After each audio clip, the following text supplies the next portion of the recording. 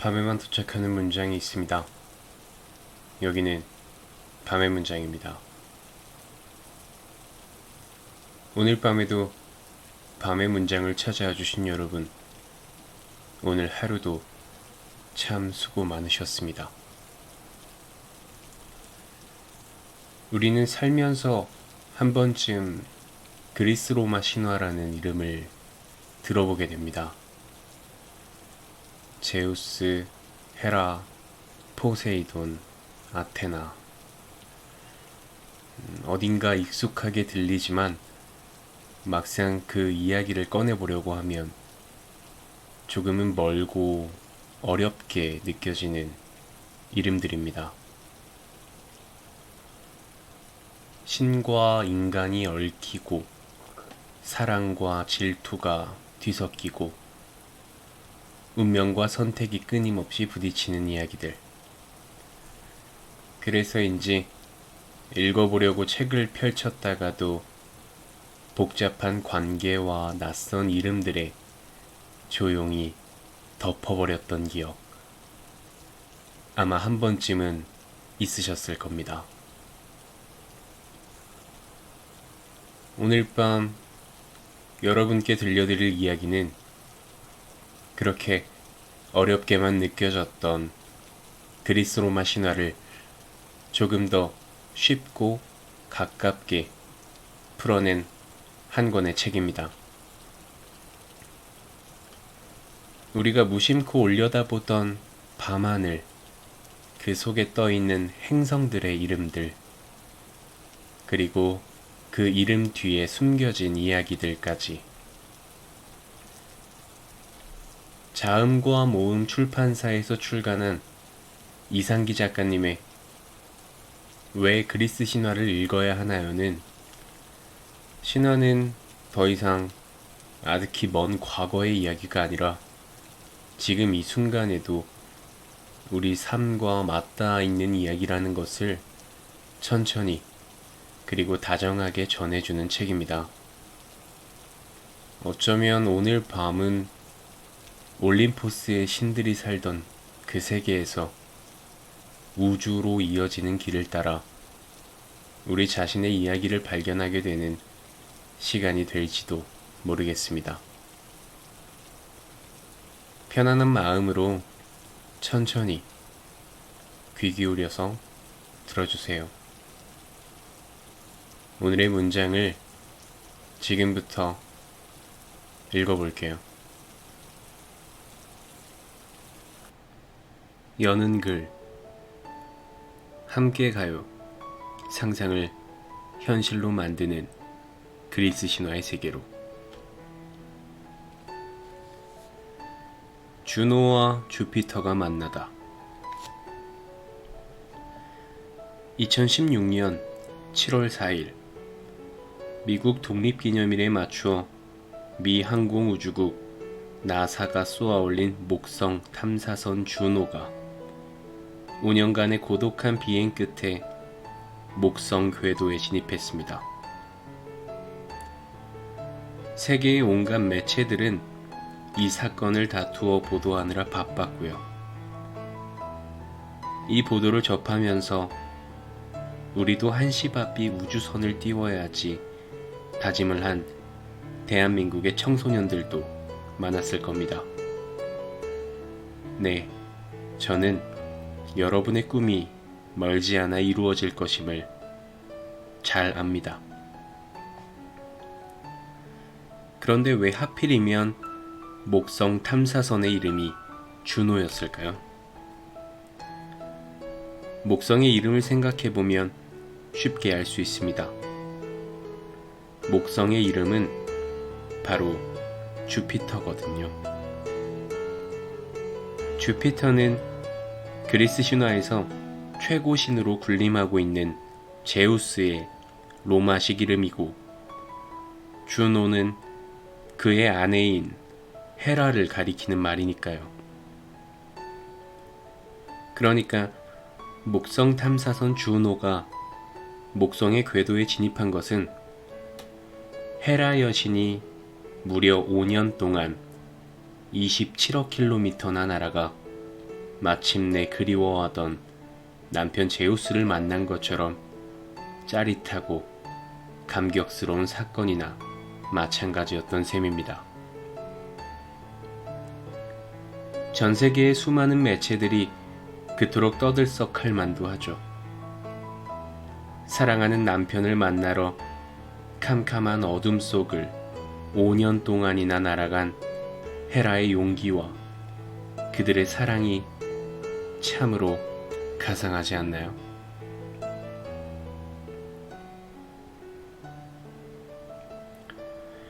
올림포스에서 우주로.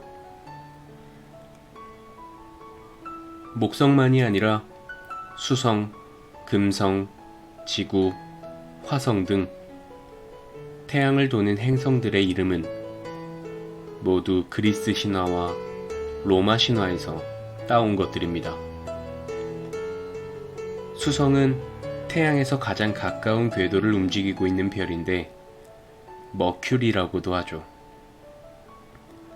그런데 머큐리는 바로 전령신 헤르메스의 로마식 이름입니다. 수성은 공전 주기가 짧아 매우 빠르게 움직이고 있다는 느낌을 줍니다. 소식을 재빠르게 전해주는 헤르메스에게 잘 어울리는 이름이군요. 수성 바로 바깥 궤도를 도는 행성인 금성은 비너스인데 그리스 신화의 아프로디테를 가리키는 말입니다.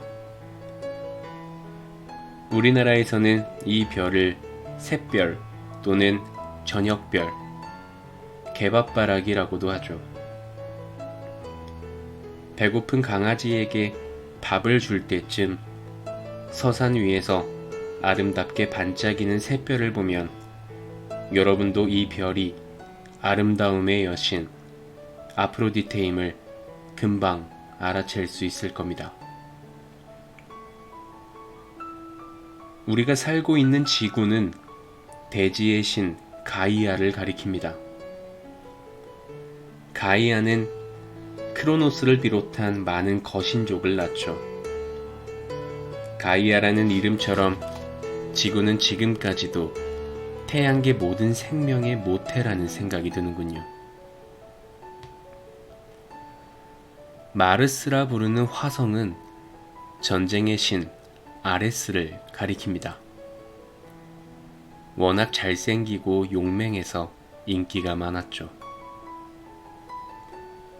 데이모스와 포보스는 그의 두 아들입니다. 각각 근심, 공포라는 뜻을 담고 있습니다. 전쟁의 참상을 헤아려 보면 공포와 근심, 걱정이 연상되는 것이 아주 자연스럽습니다. 붉게 빛나기 때문에 이 별을 동양에서는 화성이라 부른 것이겠죠.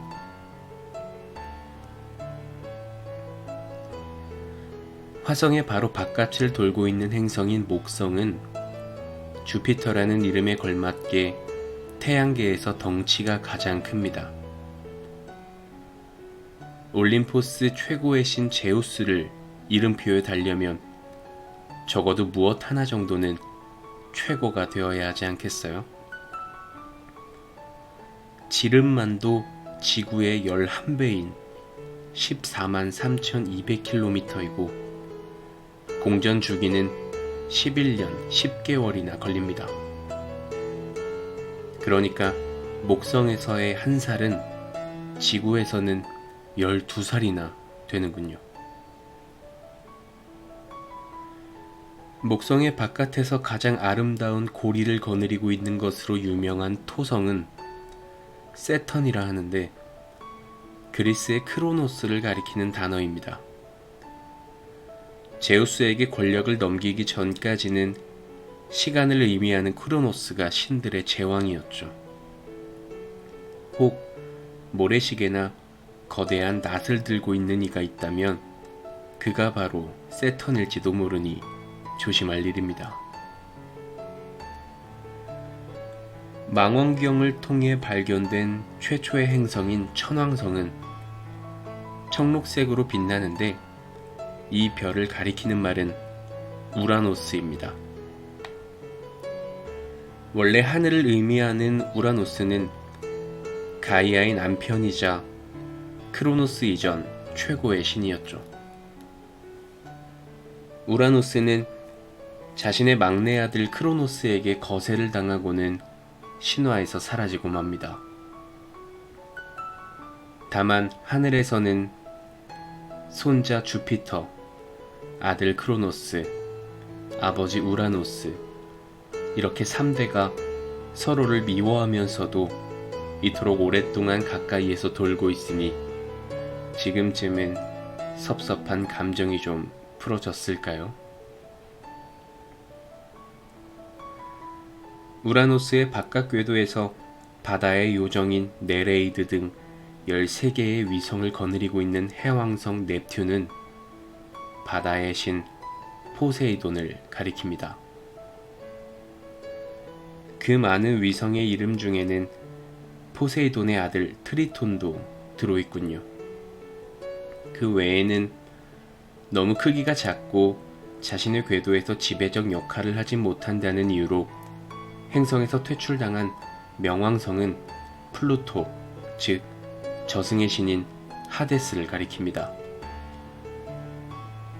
명왕성은 카론이라는 위성도 거느리고 있습니다. 카론은 바로 죽은 사람들을 저승으로 건네주는 일을 하는 고집쟁이 뱃사공 할아버지가 아니던가요? 이렇게 보면 정작 하늘의 별자리를 이해하기 위해서는 그리스 신화를 먼저 읽지 않으면 안 될 것 같습니다.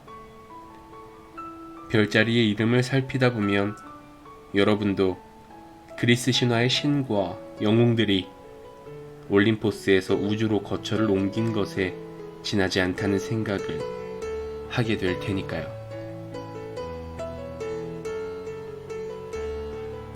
10가지 그리스 신화 이야기.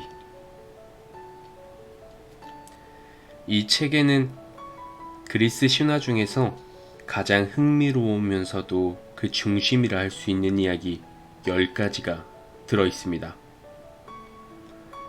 먼저 그리스 12신으로 헤아릴 수 있는 신들의 가계도를 통해 이 신화의 전체적인 구조를 이해한 뒤 최고의 솜씨를 바탕으로 처음 하늘을 난 다이달로스 이야기,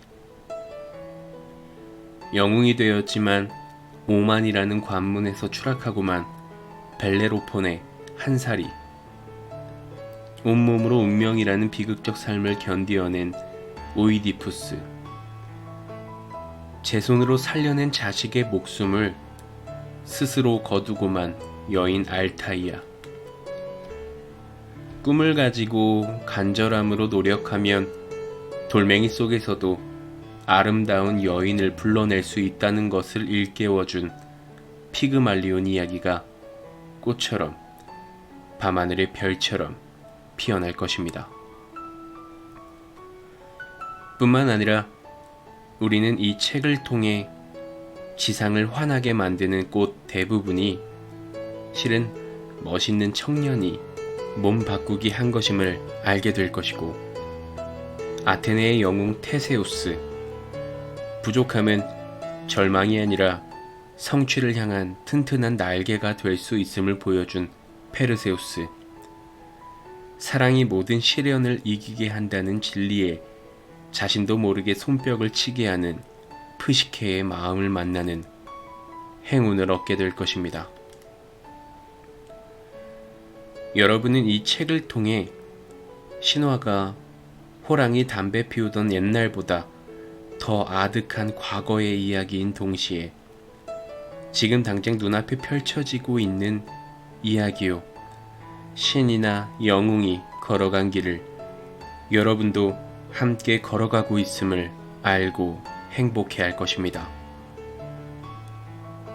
신과 영웅들의 고민과 용기를 접하면서 자신도 그들에게 한 걸음씩 더 가까워지고 있음을 느낄 거고요.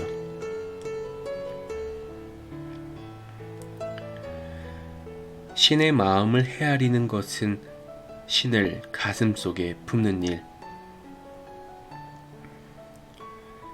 우리가 왜 남의 나라 신화를 읽어야 하느냐며 불평할 친구가 있을지도 모르겠네요. 맞아요. 우리 것은 아주 소중하죠. 내 것도 모르면서 남의 것을 이야기하는 것은 어리석은 일입니다. 저는 여러분이 우리 것을 소중히 하는 것은 당연한 일이지만 우리 밖에 있는 이웃과 상대하기 위해서는 그들이 소중히 하는 것도 잘 알아야 한다고 생각해요. 하늘이 온통 그리스 신화로 가득한 상황에서 짐작할 수 있듯이 현 시대를 주도하고 있는 것은 서양의 강국들입니다. 그러니 우리가 저들을 알고 저들에게서 우리에게 필요한 것을 끌어내기 위해서는 저들이 소중히 하고 있는 것을 저 나라 사람들만큼을 넘어 저들보다 더 깊고 넓게 알고 있어야 하지 않을까요? 저는 여러분이 이 책을 통해 더 많은 지혜와 깊이를 갖추어 더 넓은 세상, 더 꿈 많은 세상을 가꾸어가는 주인공이 되기를 바랍니다.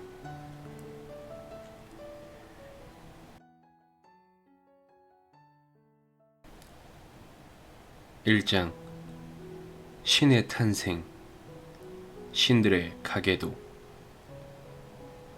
신들은 어떻게 태어난 것일까? 모든 것을 삼켜버리는 크로노스.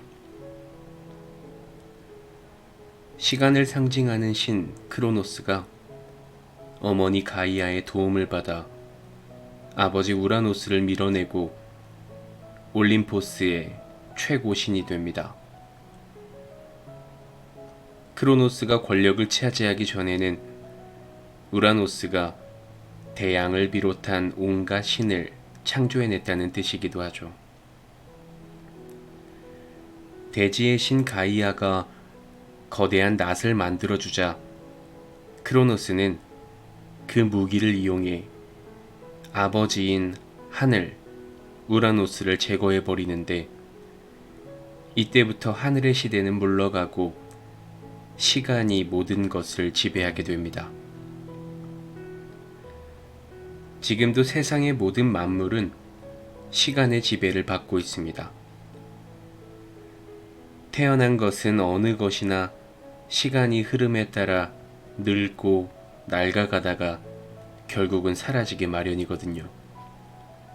아니, 태어난 것만이 아니라 존재하는 모든 것은 시간을 거역할 수 없습니다. 시간에서 자유로운 자는 아직 아무도 없으니까요.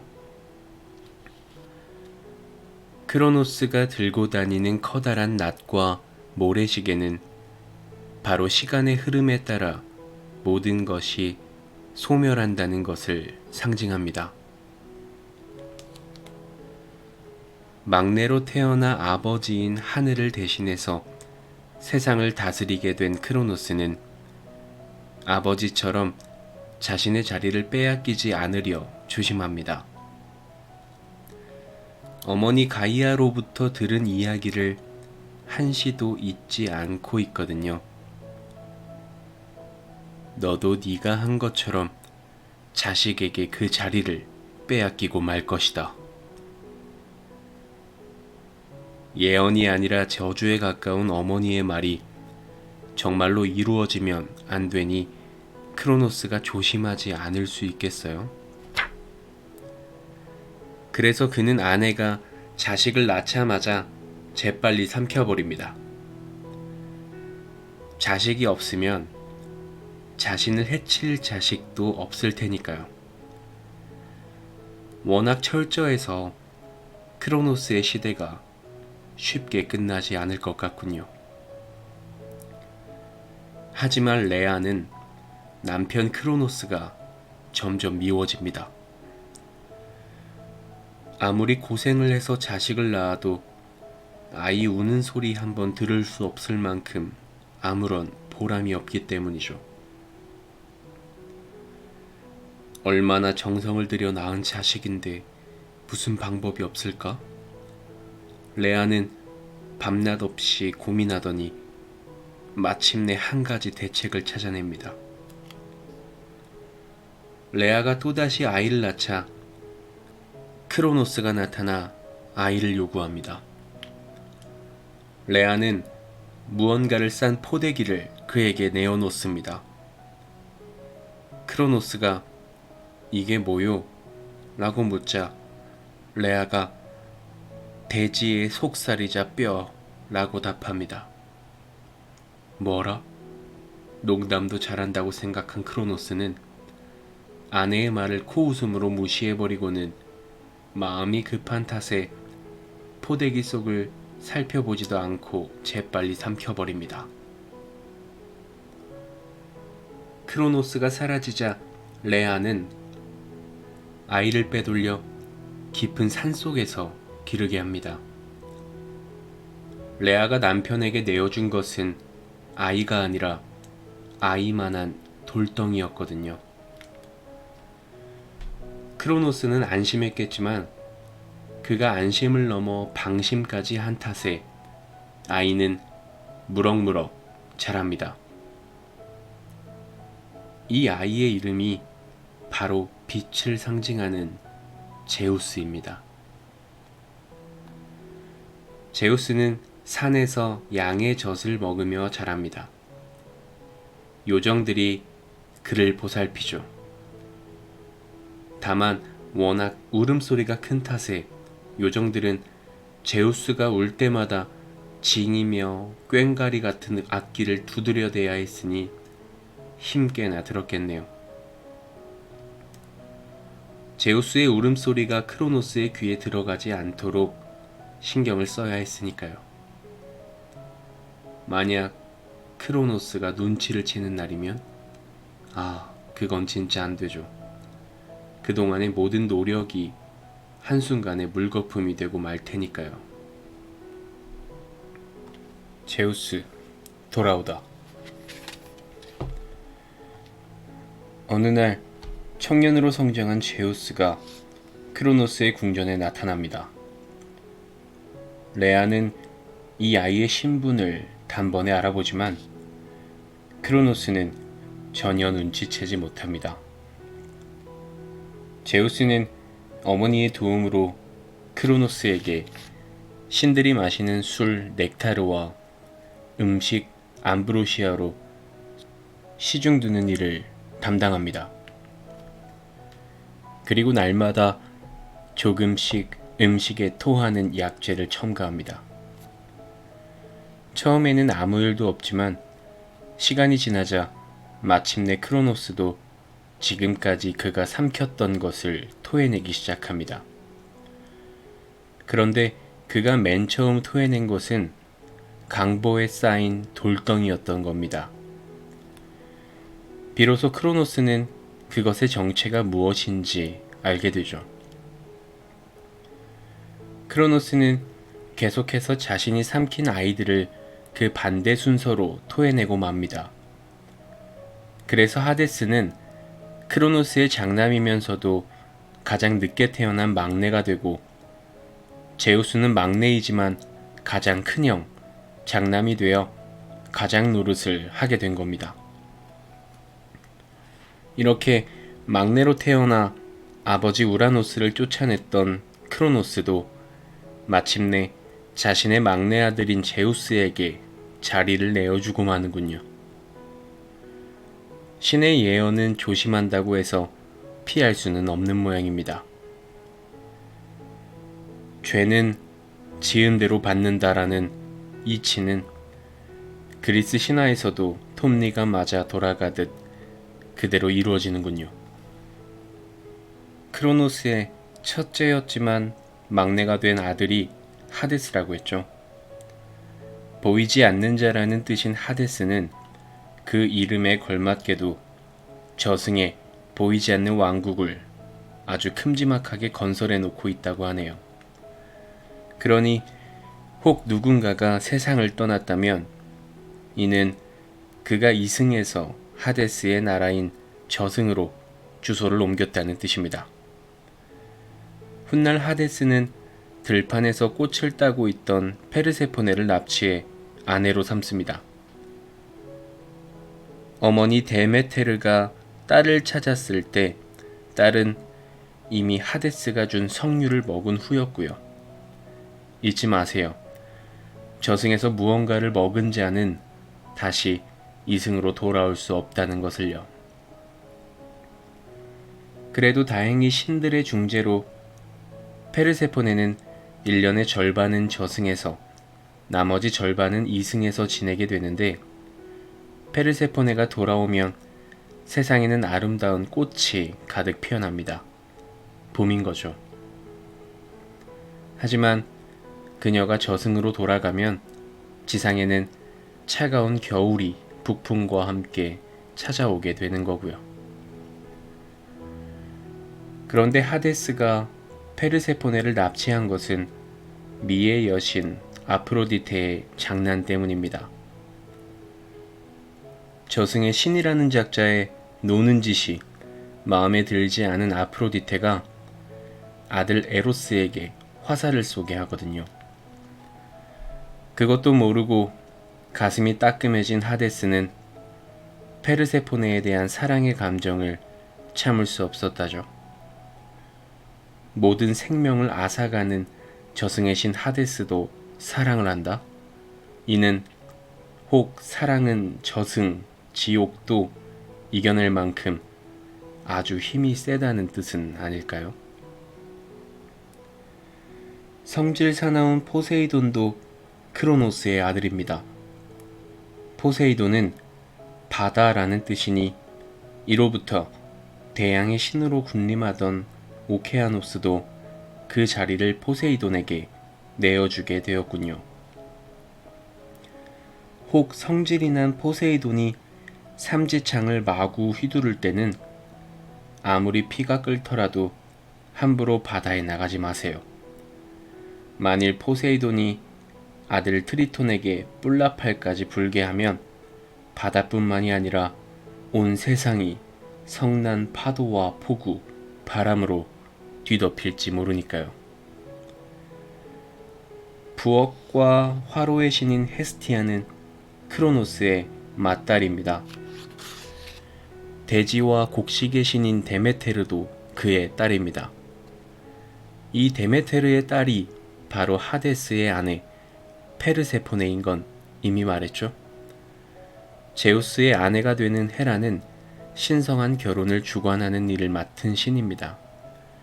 헤라는 바람둥이 남편 때문에 속도 어지간히 끓이죠. 난데없이 구름이라도 끼면 헤라는 혹시 남편이 무슨 나쁜 짓을 하는 건 아닐까 의심을 하곤 하거든요. 목성에는 늘 두꺼운 구름이 끼어 있다던데 이것도 제우스가 바람을 피우느라 일부러 피워놓은 건 아닐까요?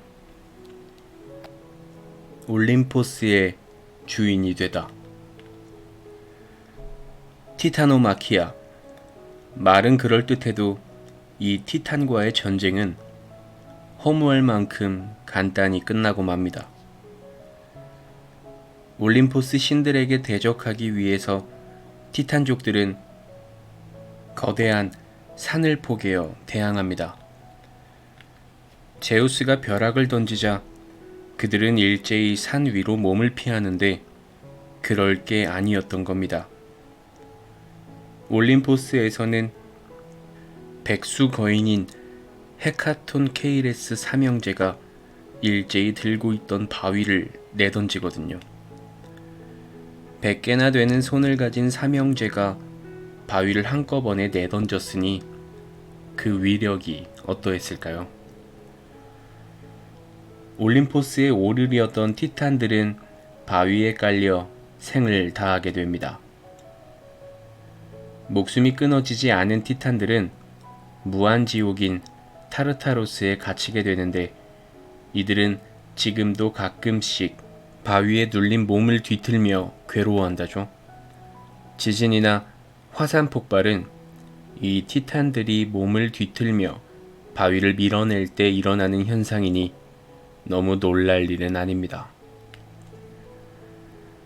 제우스가 올림포스의 주인으로 자리를 잡으면서 신들은 점차 인간의 세계로 내려오기 시작합니다. 제우스가 너무 바람을 많이 피운 탓도 있을 테지만 숫자가 많아지면서 삶의 터전인 올림포스가 턱없이 좁다고 신들이 생각했기 때문이죠. 그만큼 신이 관여할 분야, 사람들이 생각하는 분야가 자꾸만 늘어난 탓일 겁니다. 티탄족의 막내인 크로노스가 신권을 장악하면서 우주가 요동쳤듯이 크로노스의 막내인 제우스가 올림포스의 최고신 우두머리가 되면서 세상에는 다시 변화의 물결이 크게 일어납니다. 그런데 그러기 위해서는 우선 권력 구도부터 바뀌어야겠죠. 제우스의 생각도 그랬답니다. 제우스의 형제자매들에게 주어진 역할은 변함이 없습니다. 이치의 여신인 테미스의 말에 이 일을 제기할 자는 아무도 없었거든요. 우선 해와 달을 관장하는 신부터 바뀝니다. 레토는 제우스의 자식을 잉태했으나 오히려 그 대가로 헤라 여신에게 곤욕을 치른 적이 있습니다. 가정의 질서와 평화를 수호할 책임이 있는 헤라는 지아비인 제우스의 바람길을 용서할 생각이 전혀 눈꼽만큼도 없었거든요. 그래서 헤라는 지상 어느 곳에서도 레토가 몸을 풀어 자식을 낳을 수 없게 만듭니다. 헤라의 노여움을 샀다가는 무슨 불벼락을 맞을지 몰라 두려운 땅들이 모두 고개를 돌려 외면하는 바람에 레토는 한동안 농구공만큼이나 부풀어 오른 배를 나는 채 방황하게 됩니다. 그러나 하늘이 무너져도 솟아날 구멍이 있다는 말처럼 레토를 구한 건 뿌리를 내리지 못한 채 떠돌던 델로스 섬이었습니다. 델로스 섬을 기특히 본 제우스가 섬의 한 곳에 정착할 수 있게 도와주죠. 역시 선행은 크게 권장할 만한 일이겠습니다. 제우스의 아들, 딸도 신이 되다. 그렇게 태어난 쌍둥이 남매 중 아폴로는 태양의 신입니다. 이때까지 태양의 신으로 불리던 헬리오스도 아폴론에게 자리를 양보하게 되는군요. 음악, 의술, 사냥 등도 아폴론이 주관합니다. 피리를 잘 부는 강의 신 마르시아스와 대결을 벌인 자도 아폴론이요. 에로스의 화살에 맞아 아름다운 여인 다프네에게 반해 쫓아가다가 그녀를 월계수로 만든 범인도 다름 아닌 그입니다. 마르시아스와 솜씨 대결을 벌일 때 끝내 그가 패배를 인정하지 않자 심판을 보겠다며 나선 마이다스의 귀를 당나귀 귀로 만들고 마르시아스의 몸 가죽을 몽땅 벗겨버린 자도 아폴론이었습니다. 아폴론의 쌍둥이 여동생 아르테미스는 달의 여신입니다. 그 때문에 셀레네도 더 이상 달의 주인 노릇을 하지 못합니다. 아르테미스는 사냥 솜씨도 뛰어납니다. 다만 남자들에게는 관심이 없습니다.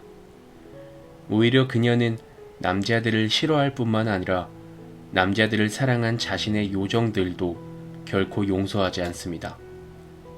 아, 딱 단 한 번 머리가 참 잘생긴 남자 케팔로스를 사랑해서 이 남자의 아기를 가진 프로크리스에게 선물을 주어 축복한 적은 있네요. 하지만 사실은 이것도 축복이 아니라 흉계였죠. 아르테미스는 프로크리스에게 결혼 선물로 던지기만 하면 목표에 백발백중하는 창과 어떤 사냥감도 놓치지 않는 사냥개의 질풍을 주거든요. 결국 그의 창은 사랑하는 아내 프로크리스를 죽이고 맙니다. 아버지 제우스의 사랑을 받아 아이를 가진 시녀 칼리오페를 곰으로 바꾸어 버린 것도 아르테미스요. 자신의 벗은 몸을 보았다는 죄로 악타이온을 사슴으로 바꾸어 자신이 집안에서 기르던 사냥개에게 찢겨 죽도록 만든 것도 아르테미스였습니다. 그러니 사랑이 너무 깊은 연인들은 아르테미스를 만나지 않도록 노력해야 할 겁니다. 만약 아르테미스가 눈꼬리가 올라가기라도 한다면 무슨 화풀이를 당할지 모르니까요. 제우스가 그나마 사랑한 아들은 전령신 헤르메스입니다. 헤르메스는 전령신답게 날개 달린 가죽신을 신고 뱀이 감고 오르는 지팡이를 든 채 천상에서 지옥까지를 마음대로 드나들 수 있는 신입니다. 가끔은 이리스, 무지개를 이동수단으로 삼기도 하죠. 설령 그곳이 지옥이든 천상이든 혹은 주소 찾기도 어려운 꿈속이든 소식은 어느 곳에도 전달해야 하니 헤르메스처럼 바쁜 신도 없을 듯합니다. 그뿐인가요? 헤르메스는 상업과 도둑, 사기꾼의 신이기도 합니다. 그의 교활한 혀는 거짓도 진짜로 믿게 하는 재주가 있다죠. 하기야 그래야 남을 속일 수 있겠죠. 태어나 얼마 되지도 않아 아폴론의 양떼를 감쪽같이 훔친 자도 헤르메스요. 100개의 눈을 가지고 암소로 몸바꾸기를 한 제우스의 연인 이오를 끊임없이 감시하며 괴롭히던 아르고스를 죽인 자도 헤르메스였습니다. 갈대로 만든 피리 슈링크스 이야기를 해주며 기회를 엿보다 아르고스가 조는 틈을 이용해 단번에 목을 쳐버리거든요. 아버지의 심부름이라면 이렇게 물불을 가리지 않고 충실하게 행하는 자식이었으니 제우스도 그를 사랑하지 않을 수 없었을 겁니다. 시간만 나면 이것이 옳으니 저것이 옳으니 하면서 시시콜콜 시비를 걸고 따지는 메티스를 제우스가 삼켜버린 적이 있습니다. 듣기 싫은 잔소리도 피할 겸 지혜가 있는 여신을 삼켰으니 그 지혜까지 자신이 차지할 수 있다고 생각했거든요.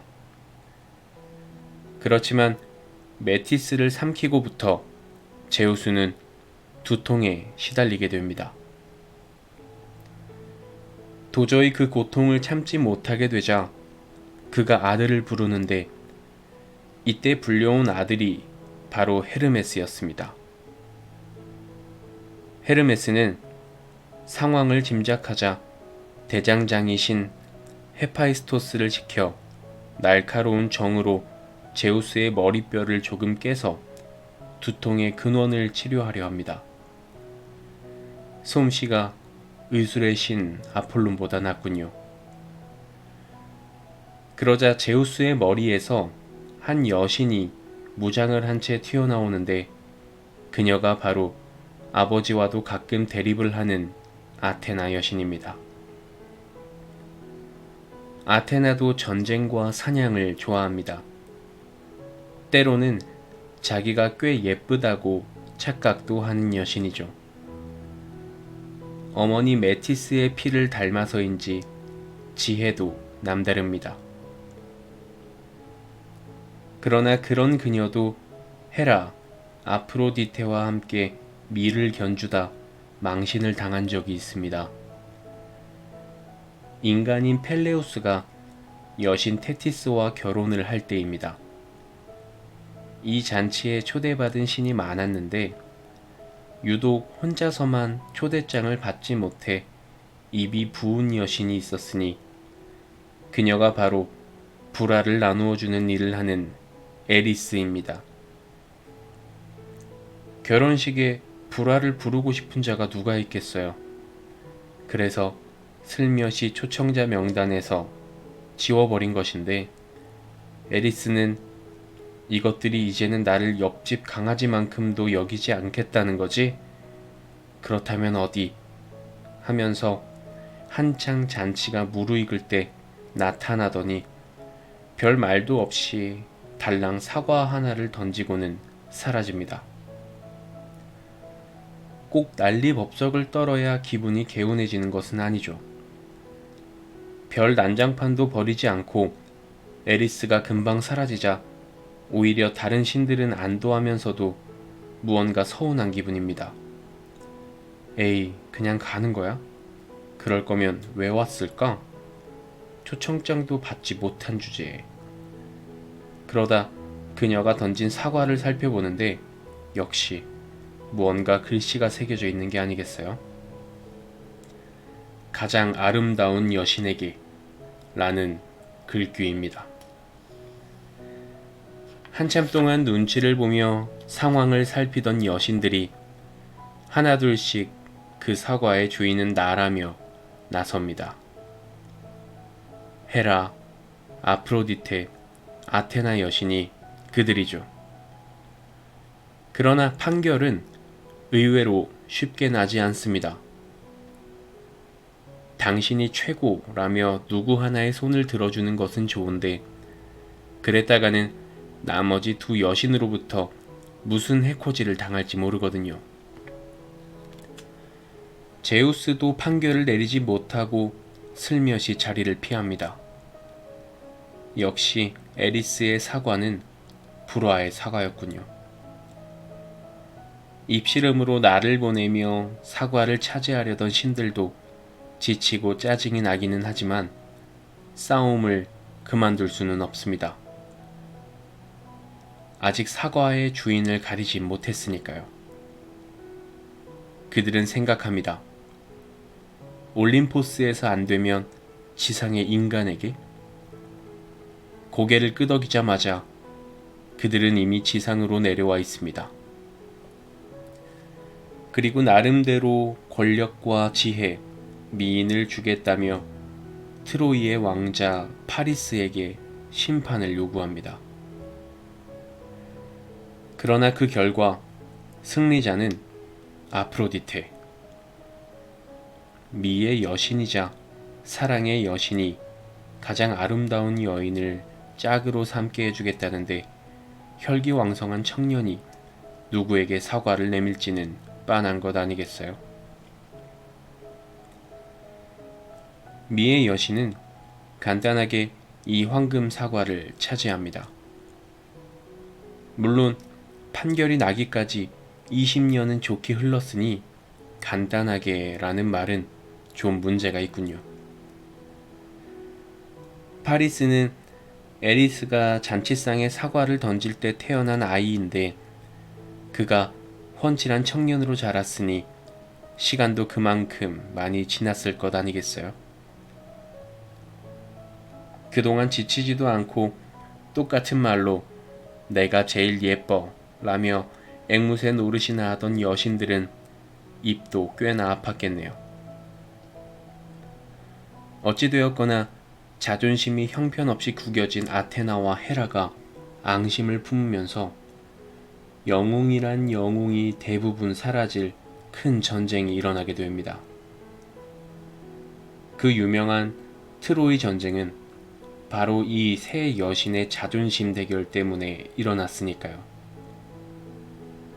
파리스가 이미 결혼을 한 메넬라우스의 부인 헬레네를 유혹해서 트로이로 데리고 가도록 아프로디테가 도와주는 바람에 신들도 편을 갈라 네가 이겨라 내가 이겨라 하며 전쟁터로 쏟아져 나오거든요.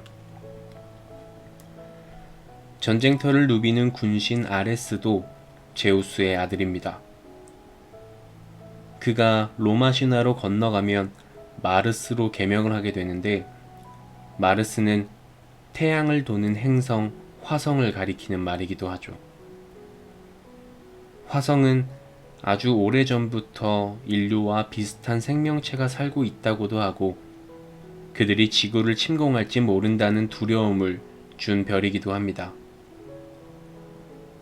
화성 침공이라는 영화가 그냥 만들어진 것은 아니었군요.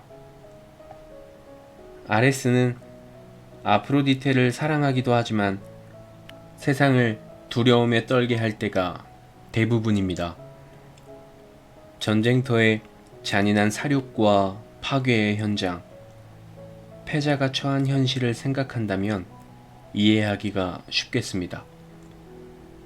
지금도 화성을 돌고 있는 두 개의 달을 우리는 포보스와 데이모스라고 부르고 있죠.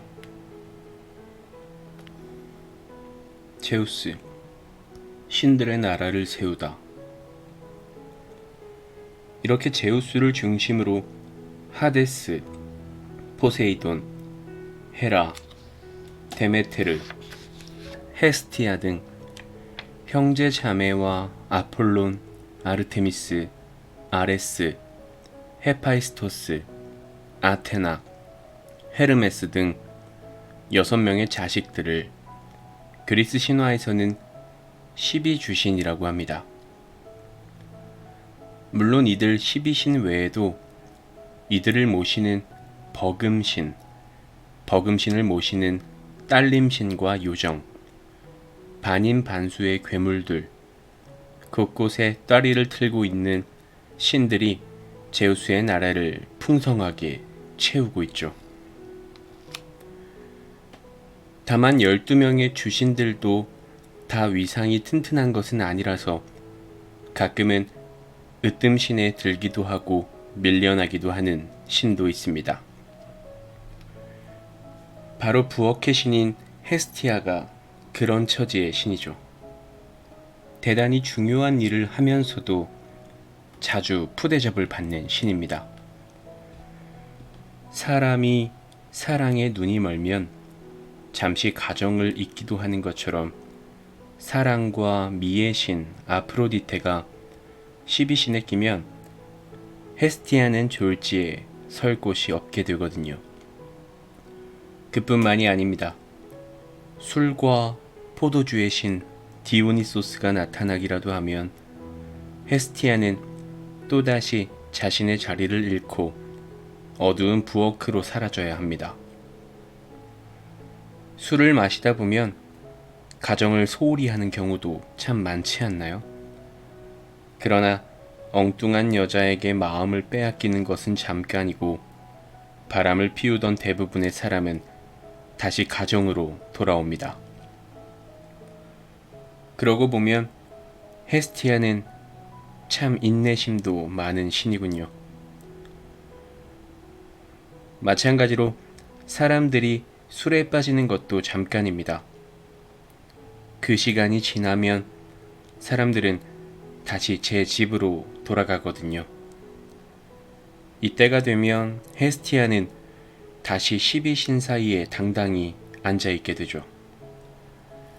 그만큼 가정은 우리 사회를 떠받치는 든든한 버팀목입니다.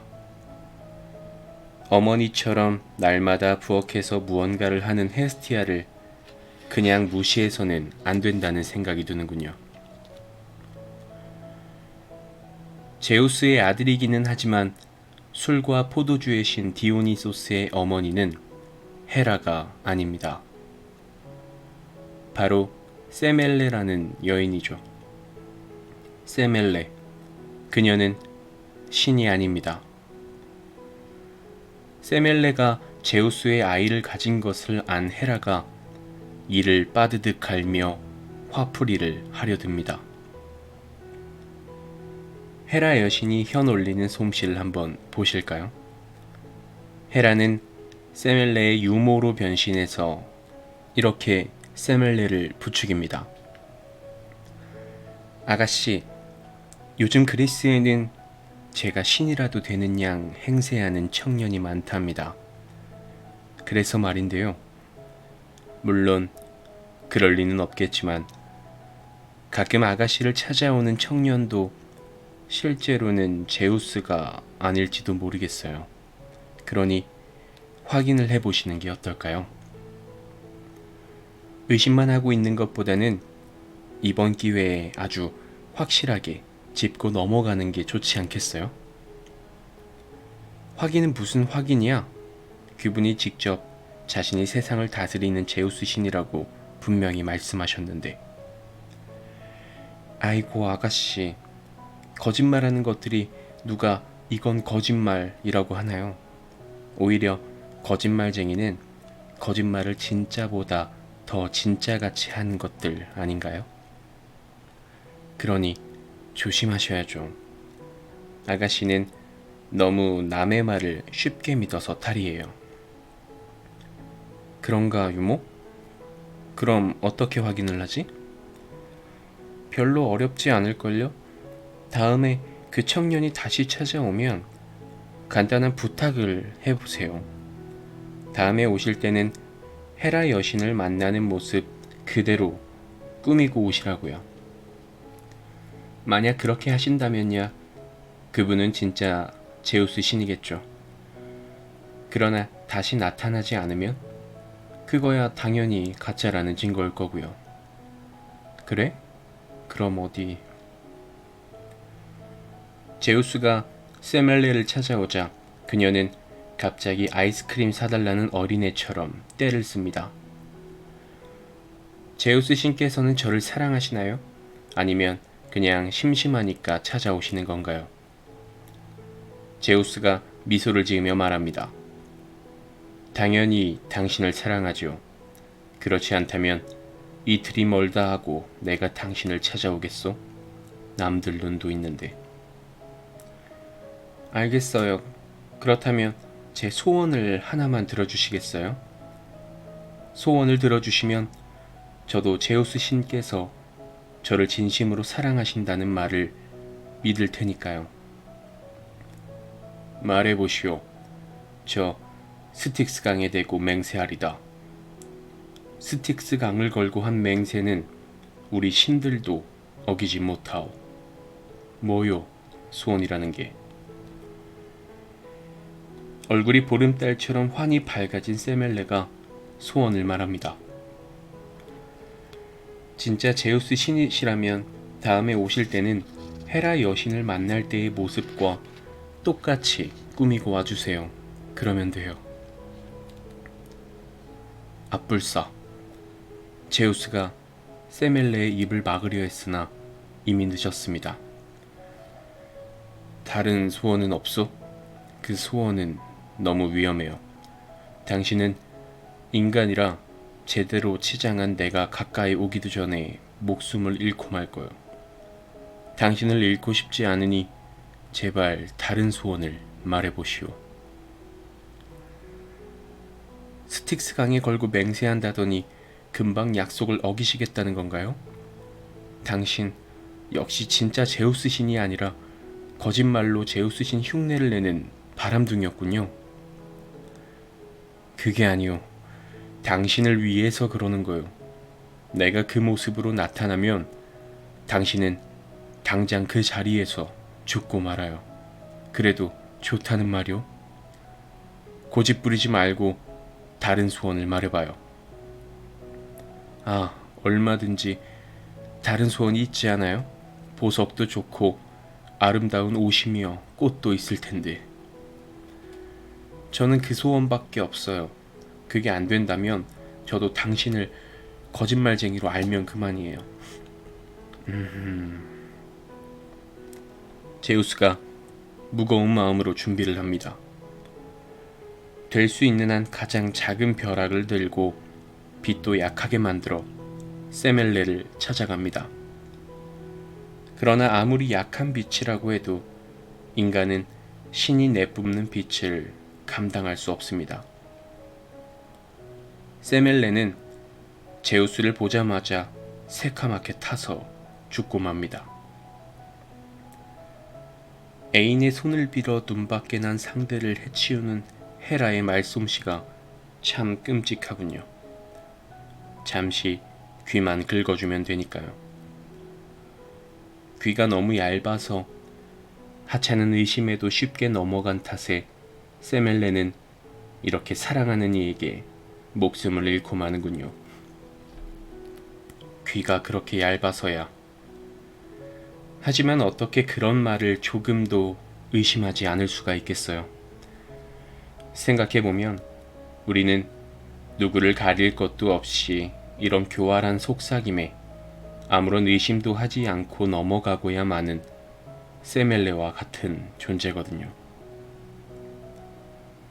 그런 속삭임을 들을 때마다 우리는 아마 10번이면 10번 다 타 죽을 길만을 고집할걸요. 의심이라는 병은 결코 시간이 흐르거나 경험이 생긴다고 해서 피할 수 있는 소나기 정도가 아니니까요. 신들이 올림포스와 지상의 인간 세계를 들락거리면서 어느새 그들의 눈높이도 인간과 같아집니다. 그들도 인간처럼 분노하고 시기하고 사랑에 대한 욕심을 버리지 못하죠. 그들의 괴로움과 한탄, 번민도 이 시대의 우리와 조금도 다르지 않습니다. 혹시 나는 아니라고 그런 잔꾀에 넘어갈 만큼 어리석지 않다고 자부하시는 분들은 특히 더 조심해야 할 겁니다. 어쩌면 그런 자만과 오만이 당신을 벨레로폰처럼 추락시킬지도, 자기를 낳아준 부모도 알아보지 못하는 오이디푸스의 어리석음을 되풀이하게 할지도 모르니까요. 조심해야죠. 조심은 아무리 해도 지나치지 않습니다. 신화에 등장하는 신이 너무 많고 이름도 기억하기 어려울 만큼 길다고 불평할 청소년이 있을지도 모르겠습니다. 그리고 그렇게 느끼는 것도 당연합니다. 하지만 저들의 가치관이나 상상력의 크기를 재보려면 그들의 길로 따라가 볼 필요가 있습니다. 처음 자전거를 배울 때는 자주 넘어지고 쓰러지기도 하지만 어느 정도 자신감이 붙으면 넘어질 것을 염려할 이유가 없지 않나요? 신화도 마찬가지입니다. 하나씩 이름을 기억하다 보면 그 이름들이 낯설기는커녕 신기하고 재미있게 느껴질 겁니다. 어쩌다 신의 이름을 보면 그가 어떤 신인지도 곧바로 알아챌 수도 있을 거고요. 동굴을 들어가듯 천천히 함께 손잡고 걸어가 보는 것도 재미있지 않을까요? 신화 속으로 들어가는 것은 하나씩 새로운 세계를 접하는 것이기도 합니다. 때로는 겁도 나고 너무 복잡해서 머릿속에서 지진이 나기도 하겠지만 한 걸음씩 내디딜 때마다 놀라운 신들이 나타나는데 달아날 생각만 해서야 되겠어요? 너무 오랫동안 한 곳에 주저앉은 채 머뭇거리지 마세요. 머뭇거리기만 하는 호랑이는 파리 한 마리도 잡을 수 없거든요. 그러니 캄캄한 동굴을 정복하고 싶다면 용기를 내서 한 발만 내디뎌 보세요. 오히려 괴물들이, 어둠이 먼저 꼬리를 내리고 달아날 테니까요. 그런 점에서 신화라고 하는 무궁무진한 동굴이 수없이 갈림길을 만들며 뻗어 있다는 것은 얼마나 신나는 일일까요? 굽이 하나하나마다, 발걸음 하나하나마다 엄청난 상상력의 다리가 무지개처럼 걸려 있을 테니까요. 그러고 보면 행복한 동굴 여행이야말로 신화의 다른 이름이겠습니다. 그러니 어서 저 동굴로 들어가세요. 저도 여러분과 함께 신화라는 신나는 동굴 탐험을 해볼 셈이니까요.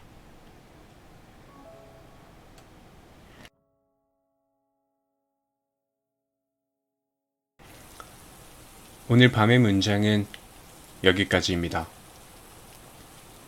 우리는 신화를 아주 먼 옛날의 이야기라고 생각하지만 가만히 들여다보면 그 안에는 지금 우리의 모습이 고스란히 담겨 있습니다. 누군가는 사랑 때문에 흔들리고 누군가는 선택 앞에서 망설이고 또 누군가는 주어진 운명 속에서도 자신의 길을 찾아가죠. 신과 영웅의 이야기 같지만 결국은 지금을 살아가는 우리의 이야기와 닮아 있습니다. 그래서일지도 모르겠습니다. 수천 년이 지난 지금까지도 그 이야기들이 여전히 우리 곁에 남아있는 이유는요. 오늘 밤 잠들기 전 하늘을 한번 올려다보세요. 그곳에는 아주 오래전 신들의 이름을 담은 별들이 그리고 어쩌면 당신의 이야기와 닮아있는 작은 빛 하나가 조용히 반짝이고 있을지도 모릅니다. 여기는 밤의 문장이었습니다.